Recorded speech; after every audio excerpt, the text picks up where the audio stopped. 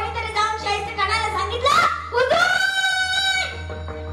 हुजूर हुजूर शिवाजी आया हुजूर. शिवाजी नाव ऐकताच शाहिस्ते खानाच्या पायाखालची जमीन सरकली. आज शाहिस्ते खान दार दिशेने उभा राहिला. बायांचं नाचगाणं बघत होता. बायांचं नाचगाणं, आया बायांचं नाचगाणं थांबवलं आणि शाहिस्ते खान दार दिशेने उभा राहिला. म्हणू लागला, क्या बकरे हो, क्या पत्ता के लोग आए हो तुम. त्यावेळेस सांगितलं, हा हुजूर शिवाजी आया हुजूर, शिवाजी आया. त्यावेळेस त्याने सांगितलं, शिवाजी कब आया, किस मकसद से आया शिवाजी, शिवाजी कैसे आया, क्यों आया. त्यावेळेस त्याने सांगितलं, मालूम नहीं हुजूर, मैंने तो सुना है शिवाजी दीवार से भी आता है, हवा में गायब हो जाता है. महाराज असं ऐकताच त्याने म्हटलं, क्या बकरा हो, चलो निकल गया से खंबक. त्यावेळेस तो चालला गेला. धावत धावत चालला गेल्याच्या नंतर सर्वीकडे कापाकापी सुरूच होती. आणि कापाकापी सुरू झाल्यानंतर छत्रपती शिवाजी महाराज म्हणाले, असा काही हा शाहिस्ते खान बाहेर येणार नाही. शाहिस्ते खान आयाबायांचं नाचणं गाणं बघत होता. त्यावेळेस म्हटलं, शिवाजी. शाहिस्ते खान म्हणू लागला, शिवाजी, वो शिवाजी मतलब मौत, शिवाजी मतलब तूफान, वो शिवाजी मुझे नहीं छोड़ेगा, वो शिवाजी है और शिवाजी ही रहेगा, वो शिवाजी मुझे नहीं छोड़ेगा. पण त्याने एक विचार केला, शिवाजी कुछ भी कर सकता है पर शिवाजी किसी पराई औरत को हाथ नहीं लगाता. त्यावेळेस तो स्त्रियांच्या मध्ये लपून बसला. स्त्रियांच्या मध्ये लपल्याच्या नंतर छत्रपती शिवाजी महाराजांना वाटलं, हा शाहिस्ते खान आता बाहेर येणार नाही. मावळ्यांना सांगितलं, मावळं चला आता तुम्ही बाहेर, सर्व गाड्यांनो तुम्ही बाहेर जा. सर्वीकडे शांतता पसरली आणि छत्रपती शिवाजी महाराज लाल महालाच्या मागे लपून बसले. महाराज सर्वीकडे शांतता पसरली. शाहिस्तेखानाला वाटलं आता शिवाजी गेला. त्यावेळेस शाहिस्तेखान उठला, लाल महालाच्या मागे आला. छत्रपती शिवाजी महाराजांनी निर्णय घेतला होता की हा शाहिस्तेखान जेव्हा येईल, जेव्हा तो बाहेर मुंडी काढेल, तेव्हा त्याची मुंडीच कापून टाकायची. शाहिस्तेखान महाराज बाहेर आला. बाहेर आल्याच्या नंतर तो असा घुसला आणि छत्रपती शिवाजी महाराजांनी सटकन वार केला. पण महाराज, दुर्दैव त्या महाराष्ट्राचं आज सुदैव त्या शाहिस्तेखानाचं, त्याची मुंडी वाचून त्याची 4-5 बोटं छाटल्या गेली. छत्रपती शिवाजी महाराज पळून गेले. छत्रपती शिवाजी महाराज गेल्याच्या नंतर शाहिस्तेखानाच्या 4 बोटातून रक्ताच्या धारा वाहत होत्या. शाहिस्तेखानाच्या 4 बोटातून धारा वाहत होत्या. त्यावेळेस धारा वाहत असताना हा शाहिस्तेखान एका भिंतीच्या आड लपून बसला. बसल्याच्या नंतर तिथे तो आकांत करून रडू लागला. आकांत करताना त्यावेळेस त्याची बहीण आली आणि म्हणू लागली, भाईजान, भाईजान. हा म्हणाला, अरे क्यों चिल्ला रहे हो, इधर मेरी जान जा रही हो, तुम क्यों चिल्ला रही हो? त्यावेळेस त्याने सांगितलं, भाईजान, मेरी बेटी सुंदर है, जवान है, खूबसूरत है और मेरी बेटी रात भर से गायब है भाईजान.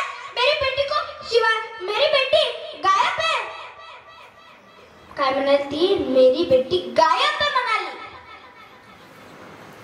हिची मुलगी म्हणजे त्याची कोण? बाची. तो दार दिशेने उभा राहिला. 4 बोटाचं दुःख हा विसरला आणि म्हणू लागला, क्या बोल रही हो? त्यावेळेस तिने सांगितलं, हा भाईजान, मेरी बेटी सुंदर है, जवान है, खूबसूरत है और वो रात भर से गायब है. मेरी बेटी को शिवाजी के आर्मी उठा के ले गए भाईजान. मेरी बेटी शिवाजी के कब्जे में है. काय म्हणाली ती? मेरी बेटी शिवाजी के कब्जे में है भाईजान. हे शब्द ऐकले आणि शाहिस्तेखान स्मित हास्य करून खाली बसला आणि म्हणू लागला, अरे ऊपर वाले, तेरा बहुत बहुत शुक्र. त्यावेळेस ती म्हणाली, भाईजान, मेरी बेटी सुंदर है, जवान है, खूबसूरत है. मेरी बेटी को शिवाजी के आर्मी उठा के ले गए.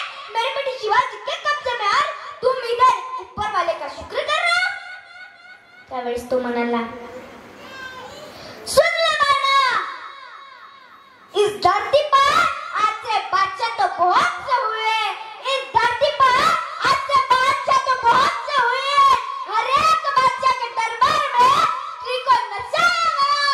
हर एक बादशाह के दरबार में स्त्री को नचाया गया. और एक ही दरबार ऐसा है जिसमें स्त्री को बचाया गया. वो एक ही दरबार है. ऐसा दरबार का राजा कौन होगा? वो छत्रपती शिवाजी महाराज. सांगितलं, बहिणा सुन ले, इस धरती पर आज से बादशाह तो बहुत से हुए. हर एक बादशाह के दरबार में स्त्री को नचाया गया और एक ही दरबार ऐसा है जिसमें स्त्री को बचाया गया. उस दरबार का बादशाह है छत्रपति. बहुत अच्छे संस्कार दिए उसके जीजाबाई ने उसको बहुत अच्छे संस्कार दिए. वो शिवाजी कुछ भी कर सकता है. किसी के हाथ काट सकता है, किसी की गर्दन काट सकता है, किसी की उंगलियां काट सकता है. पर शिवाजी कभी किसी पराई औरत के दामन को हाथ नहीं लगाता. शिवाजी कभी किसी पराई औरत के इज्जत को हाथ नहीं लगाता. वो शिवाजी है और शिवाजी रहेगा. Good character in the world म्हणजे जगाच्या पाठीवर एकच असा राजा होऊन गेला की ज्याचं दुश्मनांनी सुद्धा कौतुक करावं. तुकोबाराय आपल्या या अभंगामध्ये सांगतात की असेच कन्यापुत्र आपल्या पोटी जन्माला यावे, त्यावेळेस त्यांच्या माता पितांना धन्यता मिळते आणि अशा मुलांचा हरी जगाच्या मालकाला वाटेल. आणि अशा मुलांची सेवा आम्हाला घडो अभंगाच्या 4थ्या चरणात.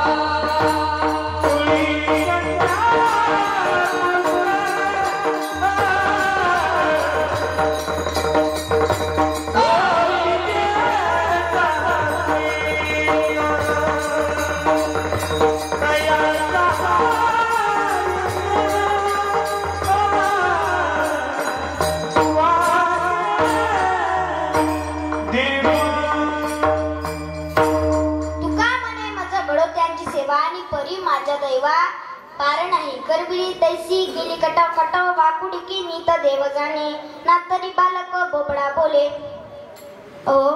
जे काही माझ्या मुखामधून वेडेवाकुळे शब्द निघाले असतील त्यासाठी मी सर्वांना माफी मागते. आणि जे काही वेडेवाकुळे शब्द असतील तो माझ्या बुद्धीचा दोष, जे चांगले शब्द निघालेले असतील तो माझ्या गुरुवरांचा आशीर्वाद आणि गणपती बाप्पांचा प्रसाद म्हणून तुम्ही सर्वांनी श्रवण करा. तुमची चिमुरडी म्हणून मला माफ करून द्या. आणि या ठिकाणी मगाशी धन्यवाद माझे व्यक्त करायचे राहिले होते पण एकदा परत करून देते. सर्व गायनाचार्य मंडळी असतील, या संस्थेतील सर्व माझे लहान मोठे बांधव, आमच्या विनेकरी ताई असतील, आमच्या नेहा दिदी, सर्वच गायनाचार्य, आमचे मृदंगाचार्य खूप सुपर महाराज, हे जर नसते ना तर कीर्तनच झालं नसतं. यांच्यासाठी एकदा जोरदार ताली होऊ द्या.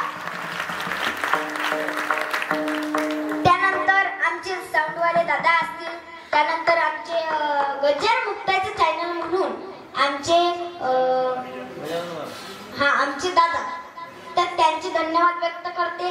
चॅनलला लाईक करा आणि सबस्क्राईब करा. तिकडे काय नाव आहे YouTube चॅनलचं? राजा पंढरीचा.